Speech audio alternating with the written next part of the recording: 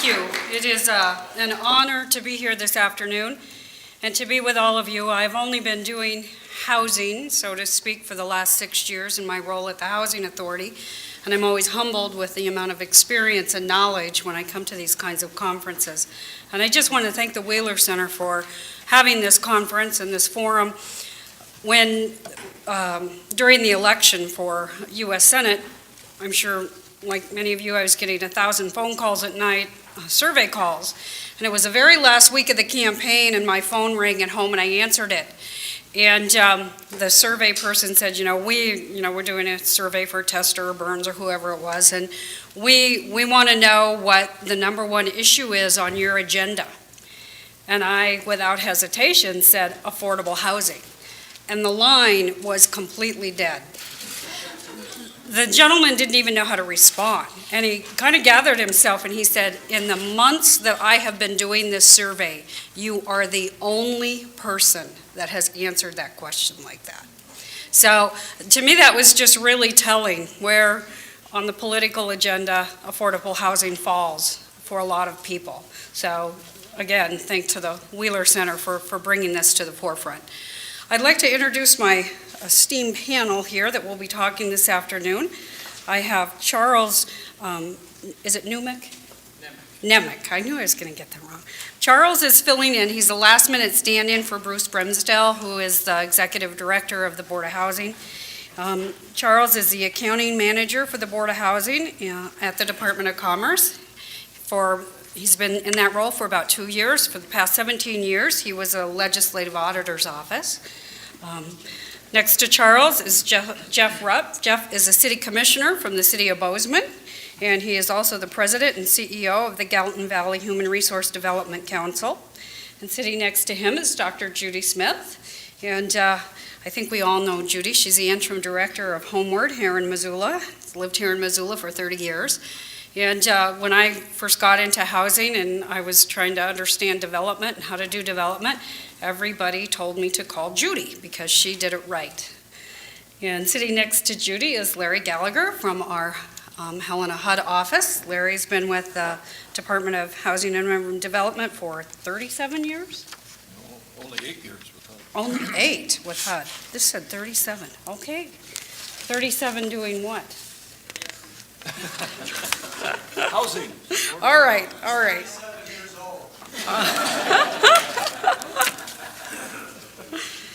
And I know Larry because he's the go-to guy when I need to do energy efficient stuff and Energy Star stuff. So with that, before I turn it over to the panel, I'm going to talk really fast. I was asked if I could just give a little bit of a perspective, having served on the City Commission. I was a commissioner for 4 years in Helena, and then I was a mayor for 6 years. And then I transitioned, took a job at the Housing Authority as the Executive Director. And I want to talk just a little bit about some of my roles and responsibilities as a commissioner and mayor, and now as the Executive Director of the Housing Authority, and how that's differed over the years. So I'm going to go over here to the PowerPoint.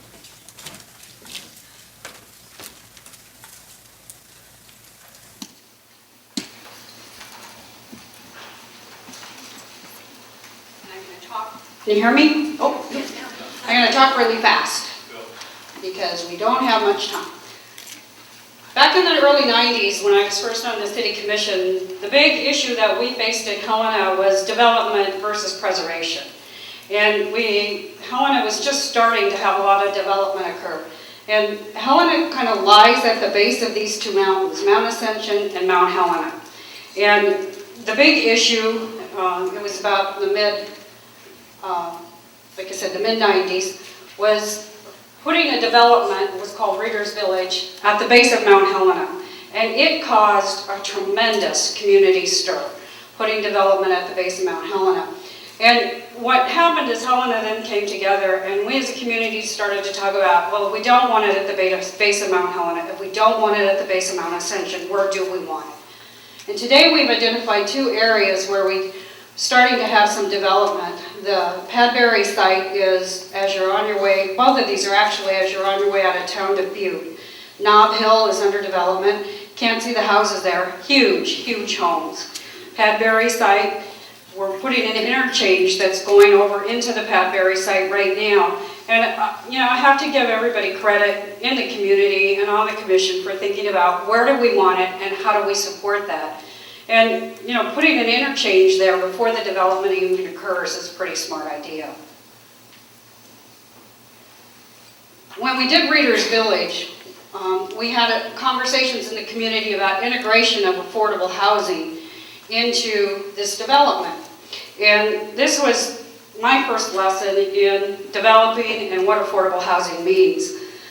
This area right here, this is the road that goes up into Mount Helena Park. And the developers, I will never forget this, the city commission meeting, so many people from the community, we had to hold it in the civic center at the city, and we were putting conditions on this development. We were going to pass it, we decided it would go through, and we were putting the conditions on the development, and it was 1 o'clock in the morning. And that was the first lesson we learned, is you never put conditions on a big development like this at 1 o'clock in the morning. But one of the conditions was this lot that still remains empty. Now this was back in like 95. It would be set aside for an affordable housing development. And that's the home that will be right next to it, which is probably the largest home in Reader's Village. So as you can see, it's now 2007 and the lot's still empty. So a couple of years ago, I called the city commission, called the city manager, and I said, what happened to my affordable housing development? And there's no record of it. So at 1 o'clock in the morning, there's no record of the affordable housing that's supposed to be in that development. I don't know if it'll ever be built or not, but that was kind of one of my first introductions into affordable housing. And then I transitioned to the Housing Authority, and really, I think what we need to talk about is what defines affordable housing. We're all sitting here talking about this. And who does that serve? And what is affordable housing? And I think before we can really get our politicians, our elected officials to understand, we need to understand and define what is affordable housing. Because someone that makes a couple $1 million, a house on the left might be very affordable to them. And those that live with us in public housing, that trailer right there isn't even affordable to them. And this is the average median income of health in Lewis and Clark County, and it's really scary. This is 30%, 50%, and 80%.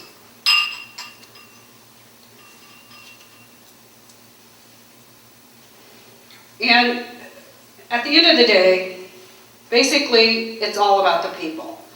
And I want to just share with you, because we've not had this discussion here today, and I just want to share with you very quickly public housing and Section 8 program, because I know from talking to people there's just not an understanding. Missoula has less than 250 units of public housing, so they don't have to be under some of the HUD regulations. But Helena, Great Falls, Billings, and Butte, we are all public housing authorities that are just come under the mandate of a new HUD program or initiative. It's called asset-based management. And I'll share with you the impact that that's had on us. And when we've talked a lot about the preservation of affordable housing and really retaining those units and that housing stock that we have out there. And this is where it gets real scary. This is just the demographics of the Helena Housing Authority. You can see the ages of the people. Almost 50% of who live with us are children. This is how long they stay in public housing. Public housing is housing that we own as a housing authority and manage as a landlord. And, this is really an interesting slide for me because I think there's a perception that people don't work. You've got criminals living with you. Those are bad people that are low income, and that's just truly not the story. Public housing is supposed to be a stepping stone for you to get back on your feet and get out. And really the majority of people are using it for that. They're there less than 2 years. And the people that are living with us, they work. These are truly Montana's working poor. 26% of the people living with us are working in the community somewhere at some kind of job other than what I have listed. Only 2% of the people living with us are unemployed. These are people that want to be out there working, that want to make a difference. But the average income of people living in the Helena Housing Authority is only $10,000 a year.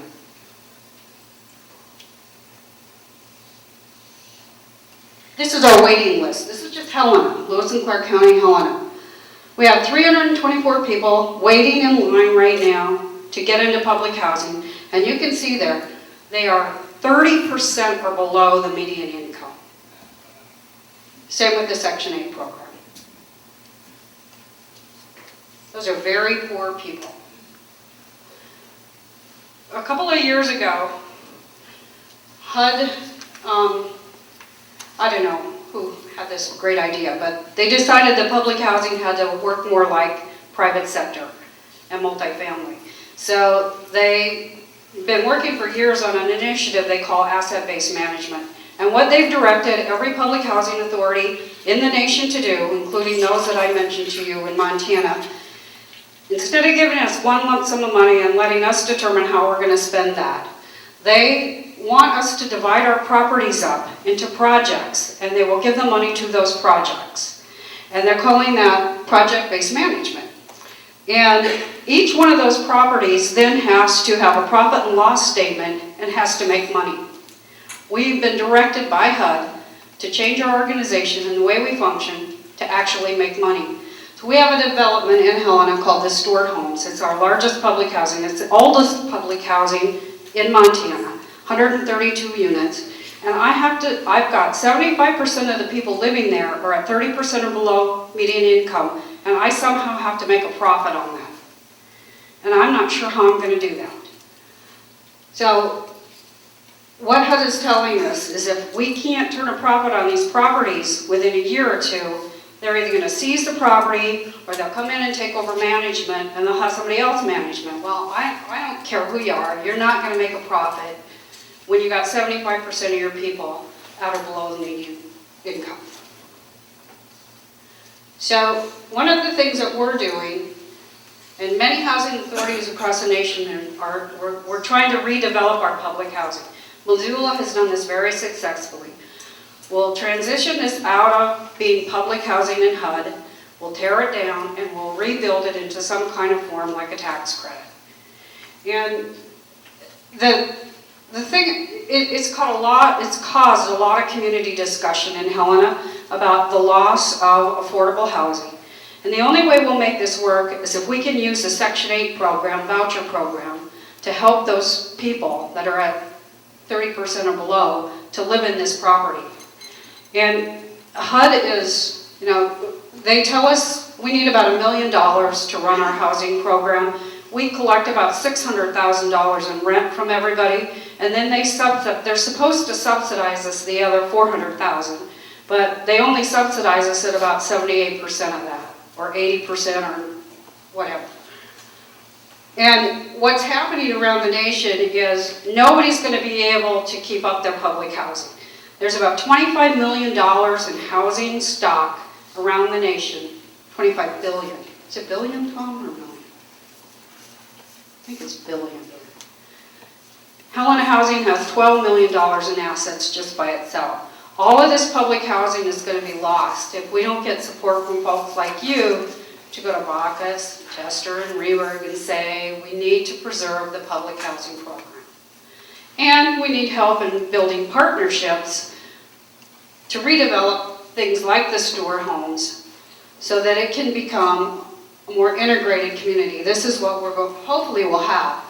We'll have mixed development, we'll have some tax credit projects, we'll have hopefully some home ownership, a senior building, but it really does take a partnership. And Dab Dabney, I don't know if Dab's still here, he was one of the first partners that we formed as a housing authority a few years ago. We hired Dab as a consultant to help us build a 31-unit development of tax credit called Wilder, and it's been quite successful. So I just as quick as I could, wanted to give you an outline of what's happening around the nation with public housing. And the Section 8 voucher program, HUD has cut that program tremendously. We've lost a lot of money.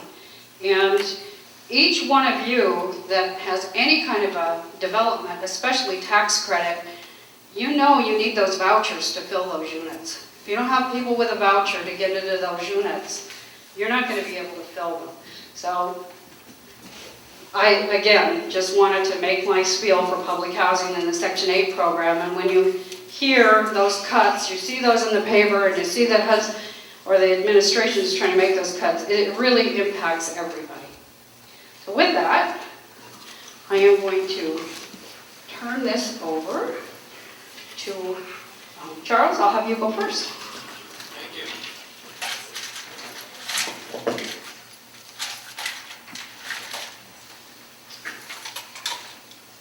The Department of Commerce Housing Division's role in the affordable housing equation is financial. We are comprised of two entities, a housing and urban development entity and Montana Board of Housing, for which I work. Together we are a hybrid, bringing both taxpayer funding and private debt financing to the housing equation. The answer to the question, what does the Housing Division do to address the housing problem, is found in a description of our programs. Our HUD entity operates the Home and Section 8 programs. The Home program is a federal block grant funded by HUD and administered by the Department of Commerce within the state of Montana. The division provides home funding to community housing development organizations and units of local government throughout the state to create affordable housing for low-income households, providing $4.8 million of grants annually. Section 8 is financed by HUD and administered by the Housing Division. The program allows very low-income families to pay a set amount towards rent and utilities based on their gross adjusted income, currently 30%, and the program pays the difference, providing $45 million of rent subsidy annually. The Board of Housing ownership programs, home ownership programs, assist low and moderate income Montanans in purchasing single-family homes. The board issues tax-exempt mortgage revenue bonds to provide below market rate funds to either purchase existing housing, or new construction. Mortgages are originated by approved lenders from all over the state and then purchased by the board, providing $160 million in mortgage financing annually. And if Mr. Dabney is still here, we operate his favorite program, the Low Income Housing Tax Credit Program. Tax credits are available to Montana under Section 42 of the Internal Revenue Code and are allocated by the Board of Housing. The credit is a federal income tax credit for owners of qualifying rental housing. The credit is taken as a reduction in participants' tax liability over a 10-year period, or may be sold to investors to act as an additional financing source. Tax credits provide $18 million annually in equity financing. My favorite program is the Reverse Annuity Mortgage Program. This program provides low-income households with affordable rates on a reverse mortgage. The borrowers are able to access equity they have in their homes as an additional income while still being able to stay in their homes. Two examples of the RAM loan benefits. One loan allowed an individual to purchase a reliable vehicle so she could drive to dialysis treatments. Another loan helped a person buy medications, which they had previously financed by selling their furniture. These two individuals are still remaining in their current homes. Another favorite is the Montana House. This program is a collaboration between the Montana Board of Housing, the Anaconda Job Corps, the Trapper Creek Job Corps, and the Blackfeet Community College. The board provides building materials for the homes. The students build the homes as part of their vocational training curriculum. This program is innovative but does not have the ability to produce the volume of cost-effective housing needed in Montana. Other examples of special programs are down payment assistance for households with incomes at below 80% of median income, and lower rate financing for targeted areas, as well as folks with access disabilities, essential employees, Native Americans, and Section 8 folks. The question exists, should there be more coordination and cooperation between public and private sectors? As you've been hearing for most of today, the answer is yes. We believe partnerships with all affected groups are essential. No one group can effectively deal with this issue alone. These groups usually include, but are not limited to, the usual suspects: federal government, state government, county and city government, not-for-profit housing providers, and economic development groups are most commonly looked to as partners. However, for the housing, we actively include developers, lenders, realtors, builders, and contractors in our program development and operations. What is the responsibility of the public sector in providing affordable housing? We know affordable housing needs need to be identified. The firemen have a right to live in the city of which they're employed, and that we need to be very aggressive in pursuing this. A little bit about Bozeman's history, of which I'm pretty proud, that even though we have the first privately funded revolving loan fund that the city has put in their general fund dollars to, that even though we had Montana's first community land trust, even though we had an economic large-scale retail impact fee, big box, what some people call big box fee, that is put half of it being dedicated to affordable housing, which has added another $1 million to that fund.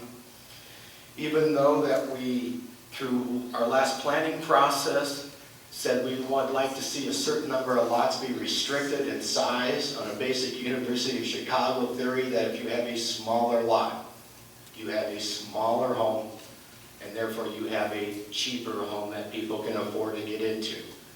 That produced exactly 0 affordable homes in the 3 years it was in place before I took my seat. And even though that the city has committed over $100,000, and this year probably closer to $200,000 to affordable activities in our area, that when I took my seat at the commission bench, we faced $298,000 to buy a home in Bozeman, Montana. We had in our county the lowest home ownership rate outside of the 6 native nation counties in the state of Montana. Not even anywhere close to these 60-70% figures you're hearing about today. We were facing over $300 million, Tom, wherever Tom is, $300 million in infrastructure improvements that we had to pay for with water, wastewater, sewer, storm, against a city budget annually of $19 million. So we looked around, and with the recognition that nonprofits, which are very important to the fabric of your community, and from my prior experience that you work 2 to 3 years on a project, and that if you're successful, that after 2 years of a hard community development work, you produce about 20 or 30 units of affordable housing. That we had employers in our town finally openly admitting the hospital, Bozeman Deaconess Hospital, Montana State University, the public schools, and as the gentleman mentioned this morning, Dad mentioned, restaurants that could not attract nor retain employees due to the high cost of housing. We started exploring inclusionary zoning. We looked around the country and we identified 4 communities that we focused in on: Boulder, Santa Fe, Burlington, and Davis, California, which had some unique attributes because it was also located in a university community. The attempt that I was trying to accomplish was you have this huge engine of the private sector, people who build homes on a daily basis, people that know how to do it and have been doing it for a long time. How do you capture that engine? How do you turn the strength and the vitality of that engine into somehow coming to bear and helping your community define itself and provide housing for its workforce? So we started this conversation with some discussions of the results of those surveys, that 25% of the units built in our community should be reserved for affordability. To say that that maybe wasn't very popular in the community, a firestorm started as might be an underestimate. It was, but it's easy for me because I am a child of the 60s. I do believe that government has this role. I believe that government has this responsibility to take care of those people in its town, to define itself and grow and develop the way they would like it to be. So we are soon, after months, and I'm going to acknowledge Camden Easterling with the Bozeman Daily Chronicle over in the corner, that after months of seeing yourself in the paper on a fairly regular basis, as one of my friends said one time, he said, don't you get tired of some of these insults that are thrown at you? And I said, no, that being called that you're doing social engineering, you're a communist, a communist manifest. And I said, no, those aren't insults, those aren't so bad. I'm only going to get annoyed and angry when they start calling me a Yankee fan or a Grizzly fan. Now those would be some insults in my name. So after going through this process of how long have I been there? A year and a half. We are about a month away from having an mandatory inclusionary housing ordinance, where the builders must supply. And it's a matrix and a complication that is based upon the more units you build, the more units you will provide, that you will be providing as part of the regulatory process in Bozeman, Montana, that some units, roughly around 10% of those units, will be put on the market ranging in price from $120,000 upwards to a little bit over $200,000 if you want to build and do business in Bozeman. I don't kid myself in thinking that this is a silver bullet, that this is the answer.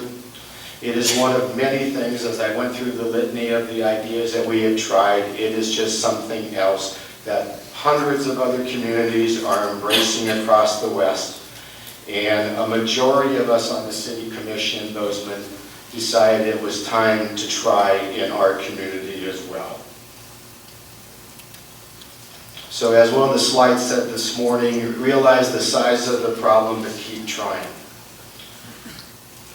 One of the questions we were asked about was to make a general comment. And although I'll be glad to entertain some discussion about mandatory inclusionary zoning, I would like to tell everybody here in this room, if I would say work together on one issue in Montana in the future, was the issue that Sheila spoke about this morning, and that is what's happening to our mobile home parks in our communities. They were on the outskirts of towns 25, 30 years ago. We have grown into them. In Bozeman on 19th, we have some prime real estate, hundreds of homes. The housing structure that I outlined for police, teachers, and firemen are for people who make $67,000 a year. And that's what most of our discussion about. The people who are working and living in your mobile homes are the people that are making $20,000 a year, that are serving you the coffee in the morning. And if there's one crisis that I know our community faces, and I would guess that every one of our community faces, is as those mobile home parks turn, what are we going to do with those people that are displaced? Thank you.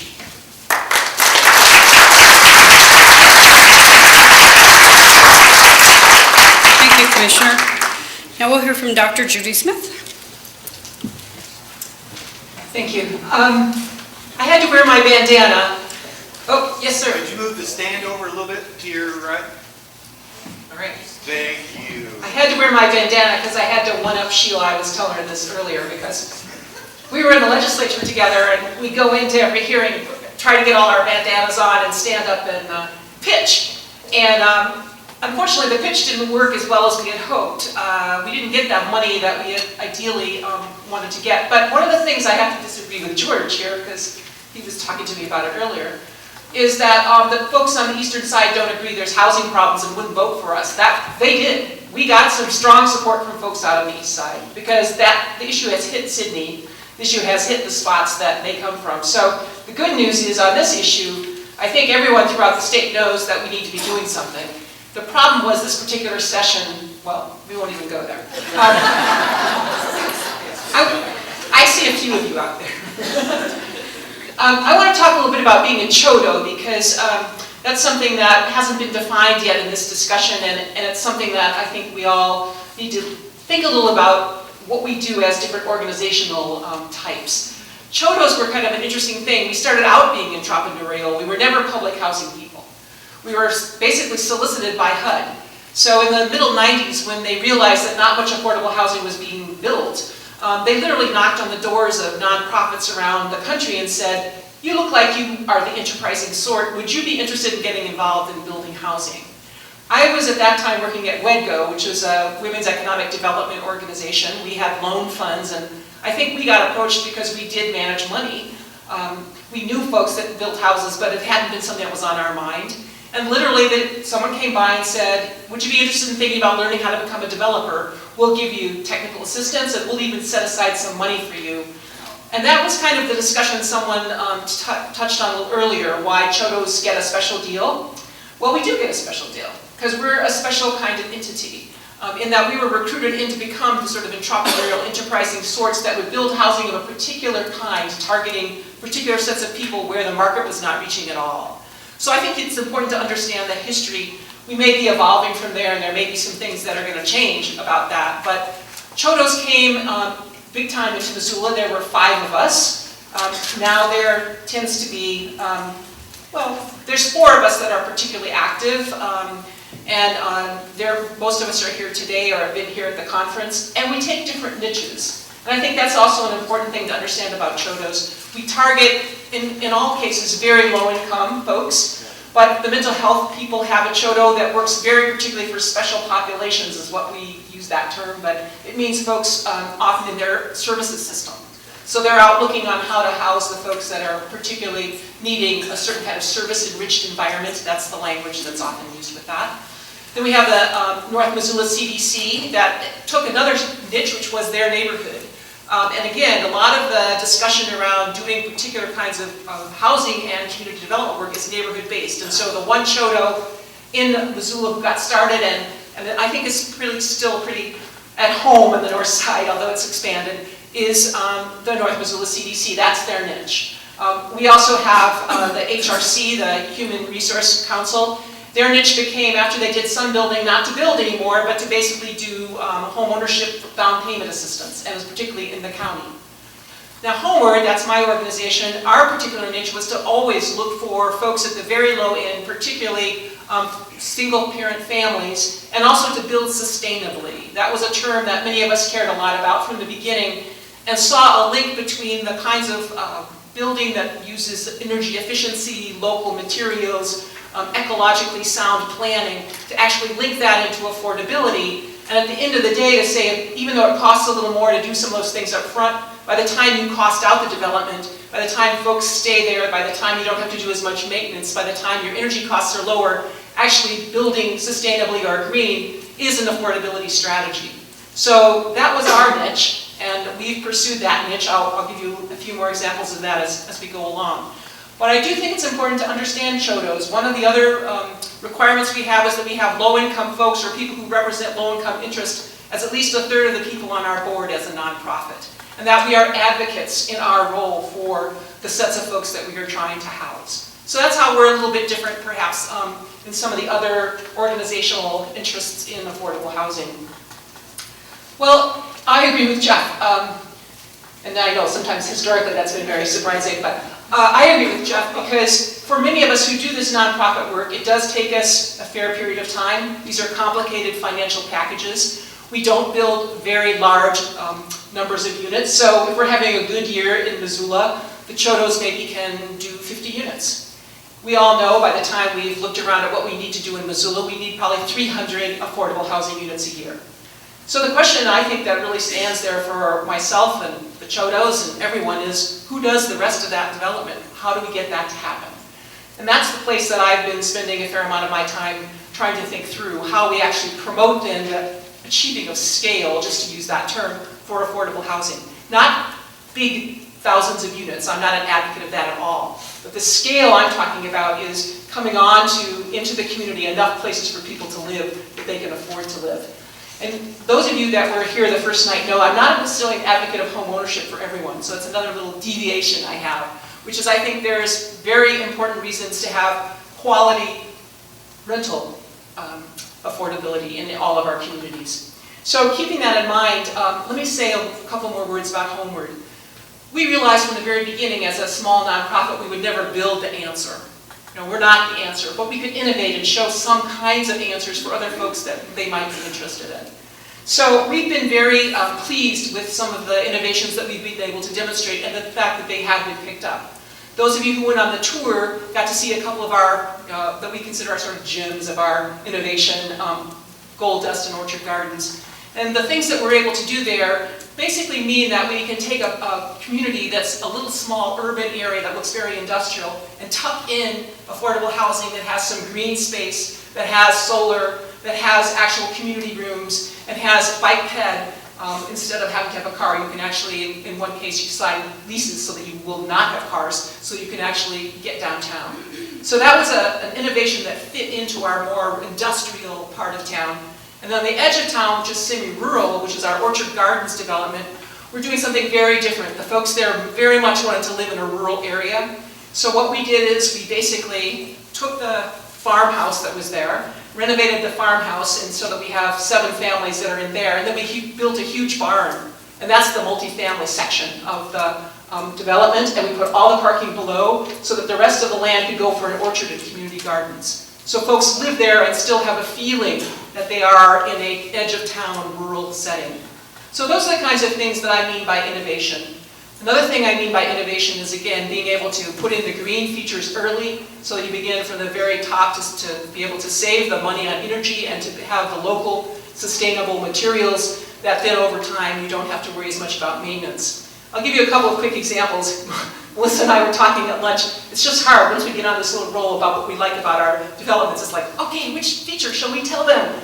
Let me tell you about fly ash. This is one of our new ones. You know how Portland cement became so expensive? Those of you that are actually doing some development know that how interesting it is that cement became one of the sort of critical features of trying to do any kind of building now. So we experimented with fly ash, which is a waste product from those coal plants that we have in the state. And what we decided to do is instead of using cement, we would use that fly ash. We're actually working with MSU on testing it out. We have a lot of close to 100% fly ash sidewalks out there at Orchard Gardens if you'd like to check it out. Very cost effective, and we feel that we're very committed to using waste product to actually turn it into something else. So that's another kind of thing that we do, is we have that kind of commitment to doing some different kind of building every place that we have a development. So let me say 2 other quick things about that.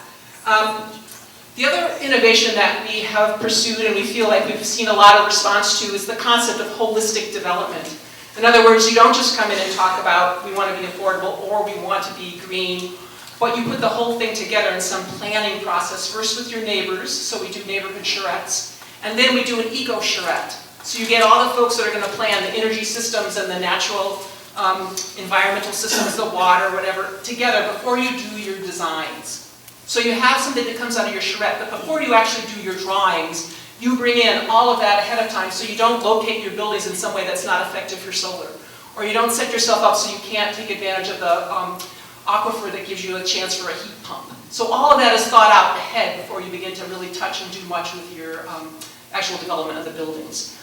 And so we were very proud real recently when the Sonoran Institute gave us an award, and I just had to brag and bring our book. We're in this book. There's several of our projects in this book. And what we got the award for, I really believe, is that idea of the development model that we are offering as something for folks to look at. That idea of approaching something holistically and linking, in some cases, ideas that sometimes don't come together for most people. So the idea that green and affordable and sustainable local can all come together and actually be done in a community here in Montana. So that's my commercial. Moving on. Here's something else that I want to really talk a minute about. What do we need to be able to do this thing around affordable housing?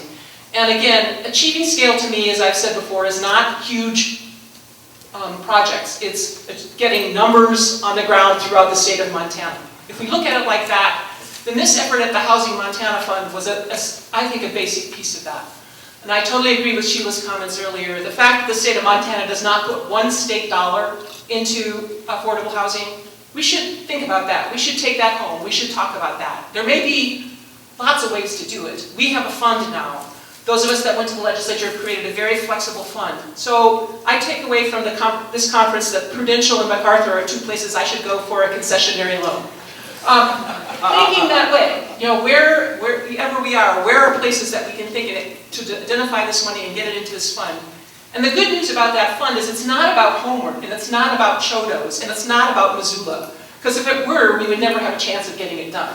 It's about all of us. It's about everywhere in the state. It's about all the models. You can do a land trust, you can do multi-family rental, you can do home ownership. It's about a fund that has state resources for those of us who are doing this work. I absolutely think we need more resources. The gentleman this morning who said we had adequate resources, I wrote that down in my little notes here, and I thought, I just wonder what he knows that I don't know, because I'm pretty good at this. And I'm not aware of the amazing amount of resources that he's been able to find. But if you all know, you find me and tell me what they are, because I'd like to know too. So more resources. But the other thing is, I think, policy tools. So I want to compliment Jeff.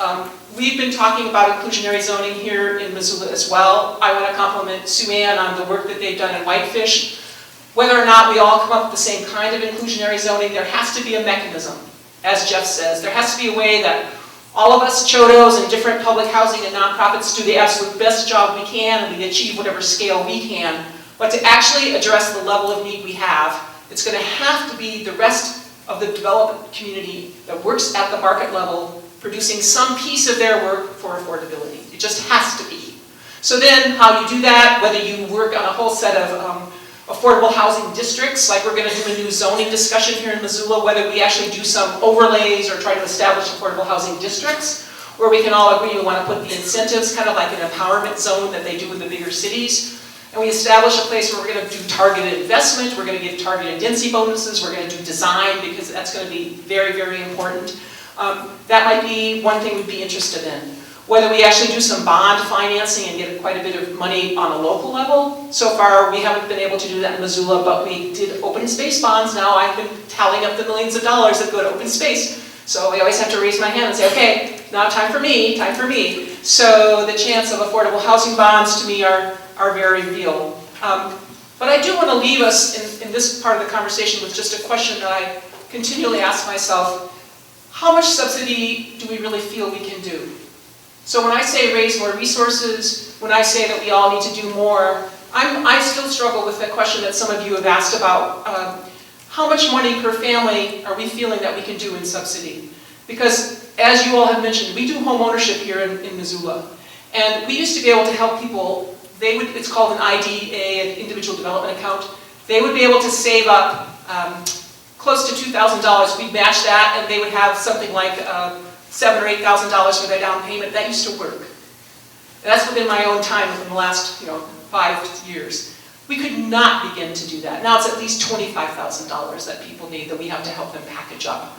Well, we're still trying, but where's that cutoff point where we cannot do that anymore, where we are going to be able to say, no, that idea of individual subsidy in that sense may not be the way to use our dollars.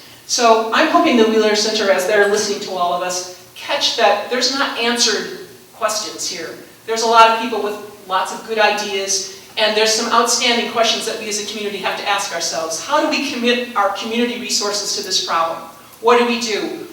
Where are the solutions that take us where we can go so far that we have to switch? There's not one answer, there's a lot of answers. Thank you.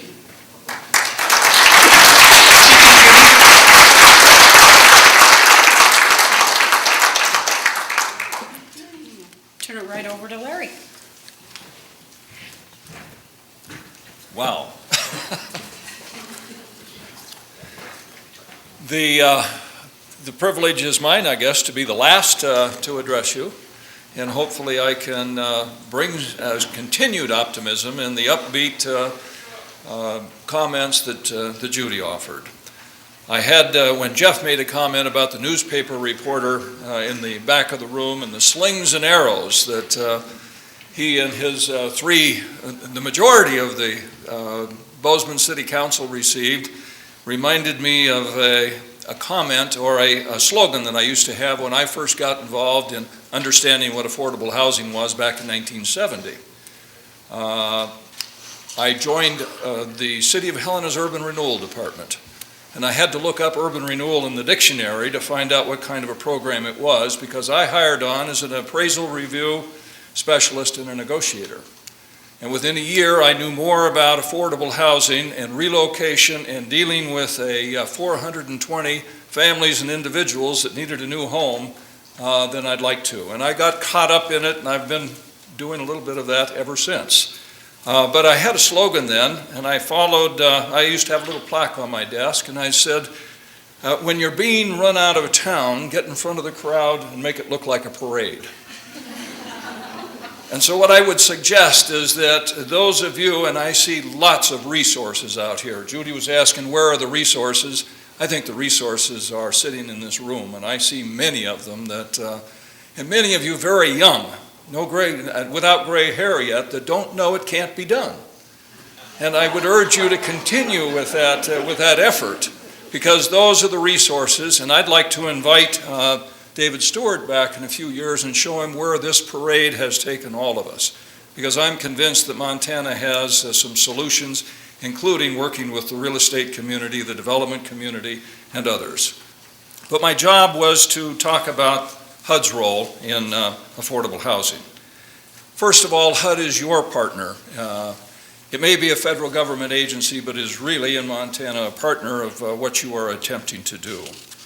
Over the years, the U.S. Department of Housing and Urban Development and its Helena Field office have had substantial success throughout the state in expanding home ownership access, fighting housing discrimination, and eliminating chronic homelessness, improving communities, and affirming our nation's support for society's most vulnerable population. We have a HUD strategic plan nationally, and we have a strategic plan for our Helena Field office. And all of those involve what we can do collectively to improve affordable housing opportunities and safe, decent neighborhoods throughout Montana. HUD recognizes, however, that though the priorities, needs, and interests of our nation are great and diverse, the available resources are limited, and growing more limited, it seems. So HUD continues to strengthen partnerships, and I underline that word. I think you've heard it from just about every speaker that has addressed you today, partnerships. How can we work together to address this issue and resolve and identify and satisfy the need for affordable housing? HUD has proposed initiatives on the table now, including reinvigorating and transforming the Federal Housing Administration's FHA lending opportunities. HUD continues to work with community development block grant programs, improve public housing and housing choice voucher programs, and reduce homelessness and to end chronic homelessness through consolidation of existing programs.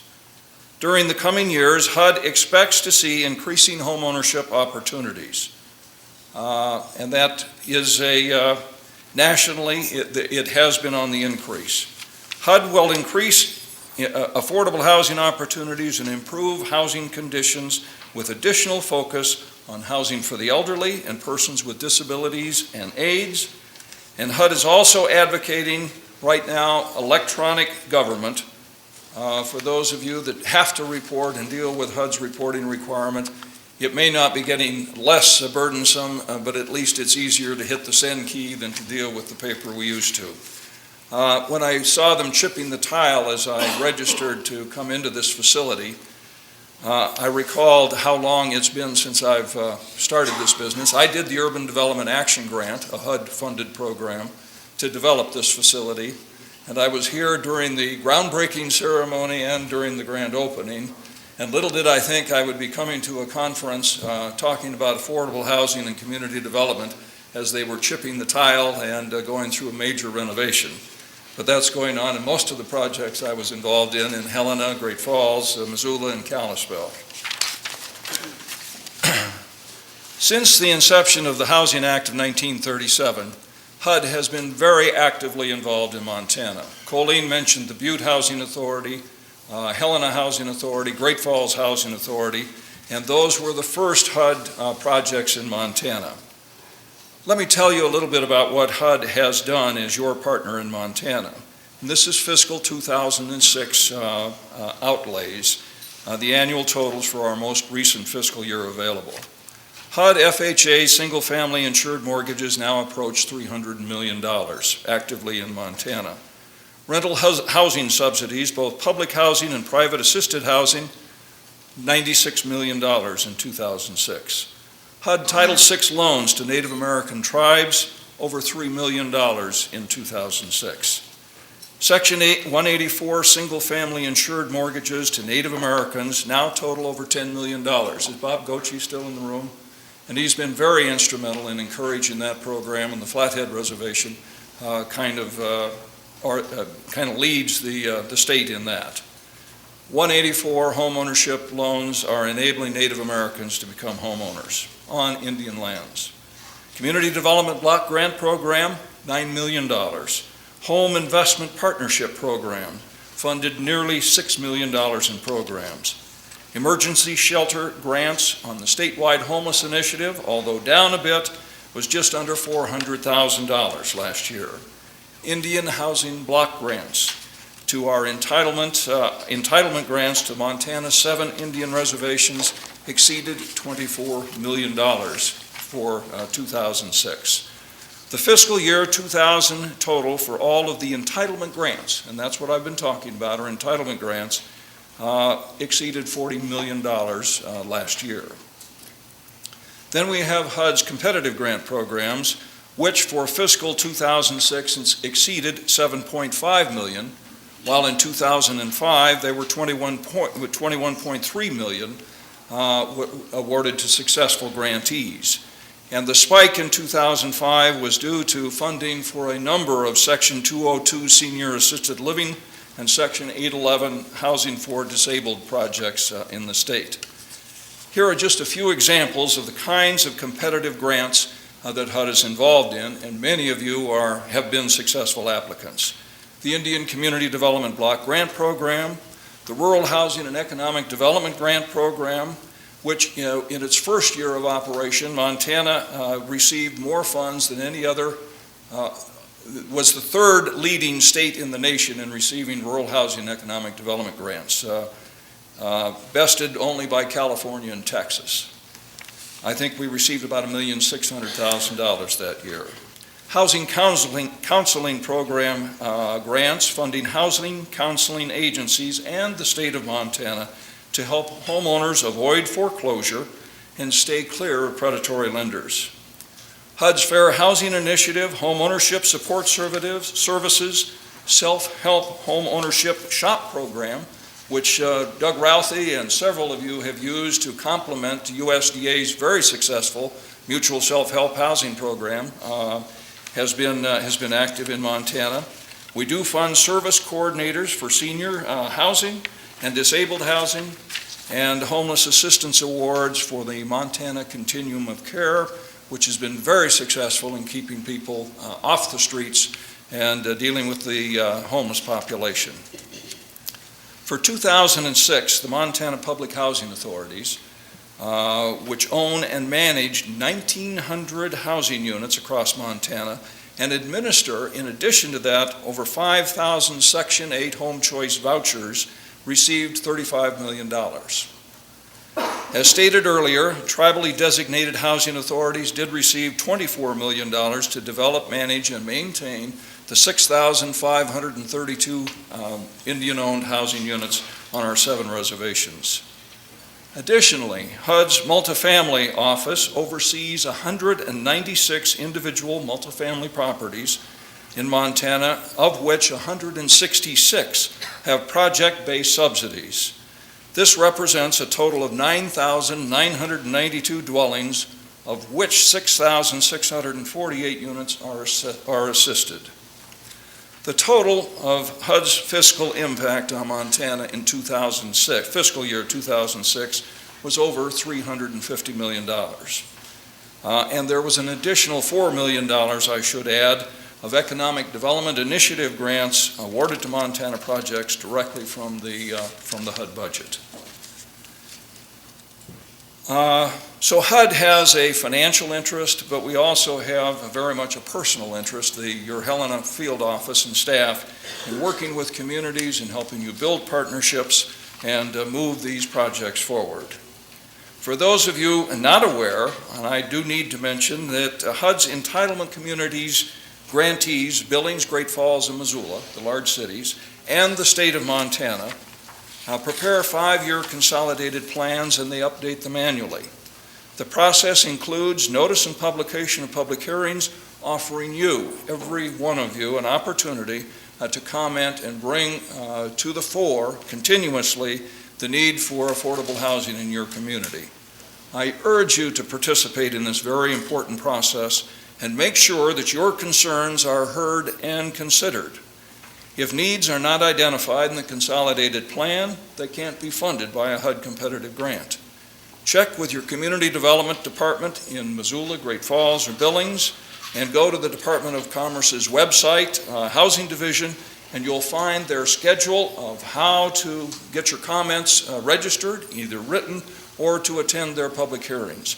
I think it's very important that you invite the real estate community, the development community, the elected officials from your communities, and others to participate in this very important process. I should add, when I talk about the Montana Department of Commerce, that I believe we're blessed to have Gus Byram and his staff. Gus, I think, has been there now for 27 years? About. But very, very dedicated to bringing equitable, fair, and reasonable administration of the Community Development Block Grant Program. I think and I believe, as I visit with my counterparts in other regions, Montana is unique in having the dedicated staff and the experienced staff that we've had in Montana. So I'd like to give Gus and his entire crew and the home staff and the Board of Housing people, we are fortunate to have them in Montana.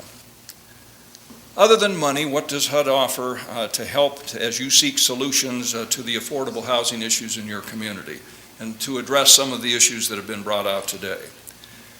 I would suggest that you learn www.hud.gov. It's a tremendous resource. And from that page you can access HUD User, H-U-D-U-S-E-R. It's one word. And first, go to HUD's priorities, and I'm not going to cover all of them, but America's Affordable Communities Initiative is one that perhaps all of us should spend some time looking at. Bringing homes within reach through regulatory reform. The initiative is a tool to encourage communities to eliminate barriers to affordable housing. We are forcing folks to commute long distances, live in substandard housing, or live in overcrowded conditions due to exclusionary, discriminatory, and or unnecessary regulations that drive up costs that are eventually passed on to the consumer.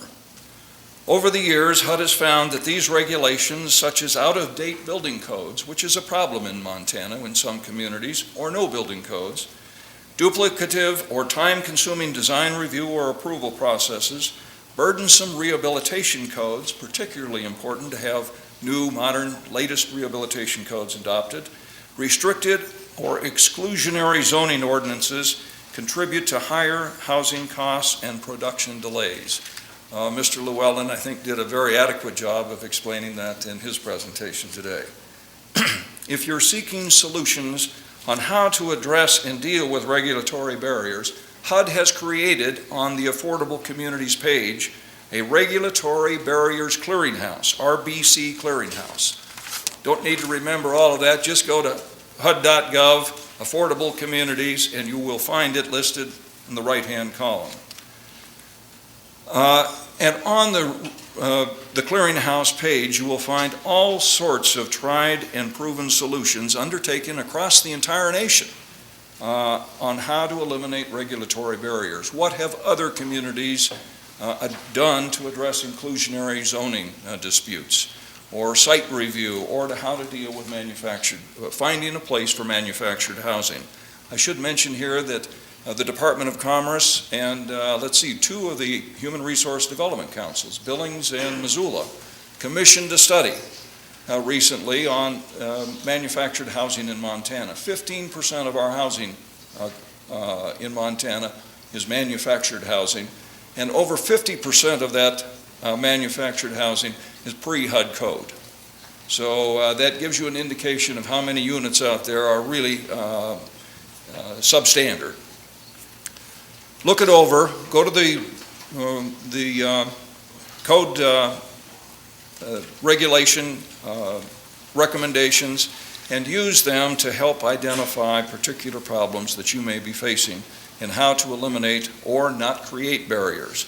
I should point out the communities that have addressed regulatory barriers and what they can do collectively in their community also receive bonus ranking points when they submit a competitive application to HUD. Some Montana communities, however, don't offer any regulatory barriers. They don't have a building department, they don't have plans, they don't have codes, they don't have plan reviews. There are no fees, and it's just you all come. And folks have been coming, and they are creating problems. No sewer, water, roads, no concurrencies, nothing in the community to keep the house safe, affordable, and with adequate water and wastewater treatment. So the lack of codes and the lack of regulation can also be a barrier in Montana. More importantly, those houses won't pass an FHA or a USDA inspection in many cases, and the realization of growth and equity is something that those folks won't realize. I should mention that a lot of our communities, because are driving folks to the periphery of the town, or out in the valley where there are no utilities, no water, no wastewater treatment, and we have starting to experience in most of our valleys failing septic systems and drain fields. Ask yourself if a house that's affordable 15 miles from town is going to remain affordable when the homeowner's only choice is an engineered or sand mound system at the cost of about $40,000, and that they're commuting 10, 15, or 20 miles a day round trip. When I went by the service station on our way over here, it was $3.15 a gallon and going up by the week. So ask yourself whether or not that is a solution, or as it has been in the past, to addressing affordable housing problems in Montana. Many of Montana's multifamily properties in Montana are 30 and 40 years old now. It is important that we do what has been suggested and start preserving our affordable housing inventory. Rocky Mountain Development Corporation out of Helena has done that. Many nonprofits have formed to buy these 20 and 30-year-old properties and to bring them up to modern standards. I'm HUD's Energy Star liaison, and I would urge you all to consider energy conservation in every new project that you've done. I think the champion of that has been Homeward. They're a wonderful example to follow. They're award-winning in their design and green building practices. The State of Montana Board of Housing has adopted green building and energy conservation bonus points in any tax credit application that comes in. So new developers will be going after the extra points by addressing energy conservation. But I would suggest that in most communities, if your affordable housing inventory is not energy efficient now, it's not affordable housing. or it will not remain affordable housing. I think we can accept with reasonable assurance the costs are going to go up.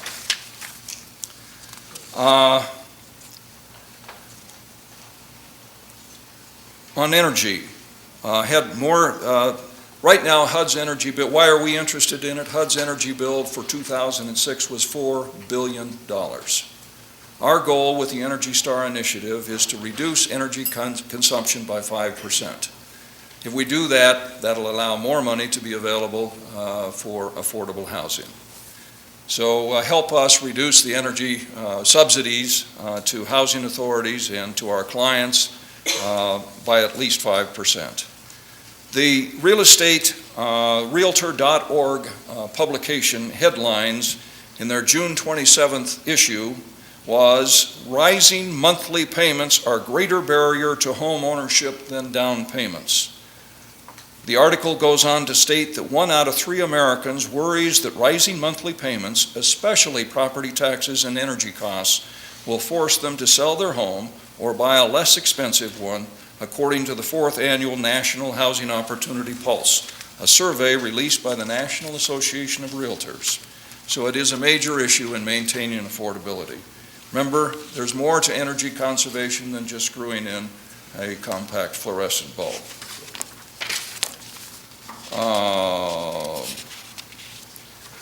Partnerships. One of my additional roles with HUD, and I keep raising my hand as they ask for volunteers, is the liaison for the Faith-Based and Community Initiative Program. As you look for partners to help you address affordable housing, reach out to the not-for-profits in your community and faith-based organizations and ask them to join you in your efforts to address affordable housing. We have faith-based representation here now. They have sometimes land, they have experts, and they are close to the issues, and they can be the advocates that Judy needs out there, perhaps at the legislature, to convince folks that things need to be done. David Stanley said that his outlook was not optimistic. Mine remains optimistic. Rather than a dour projection, I would suggest that Gordon and Julie convene something like this a few years from now and see where this parade has led those that are here. I'd like to borrow a comment that Gus Byram made at a meeting not long ago after a very contentious planning board meeting in Helena. And he said we ought to be having discussions like took place last night at the planning board meeting in public forums or in community forums or in neighborhood forums instead of at the city council meeting or at the planning board meeting. And I think discussions like this need to continue, need to take place often, and I urge you to continue. I'm optimistic that collectively we can come up with the solutions necessary to address our housing problems in Montana. Thank you. We'll